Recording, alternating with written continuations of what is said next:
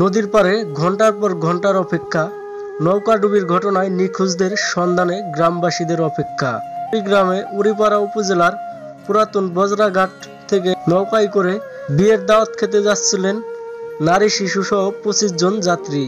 তিস্তার ওপারে দানারহাট ঘাটের কাছাকাছি পৌঁছাতেই তীব্র স্রোতে ডুবে যায় নৌকাটি। স্থানীয়দের সহায়তায় ও সাঁতার কাটায় প্রাণে বাঁচে 18 জন। পরে ঘটনাস্থল থেকে একজন শিশুর মরদেহ উদ্ধার করেন স্থানীয়রা। নিখোঁজদের উদ্ধার কাজ করেছে ফায়ার সার্ভিস।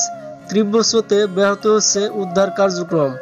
স্থানীয়রা জানায় 10 থেকে 12 জনের ধারণ ক্ষমতার নৌকায় 25 জন যাত্রী ওঠায় নৌকাটি ডুবে গেছে। তো ভিউয়ার্স, এই ছিল কুড়িগ্রামের নৌকা ডুবার সর্বশেষ আপডেট। পরবর্তী আপডেট পেতে চ্যানেলটি অবশ্যই সাবস্ক্রাইব করুন। আর আপনি যদি ভিডিওটি ফেসবুক পেজ থেকে দেখে থাকুন তাহলে অবশ্যই পেজটি ফলো করে রাখুন।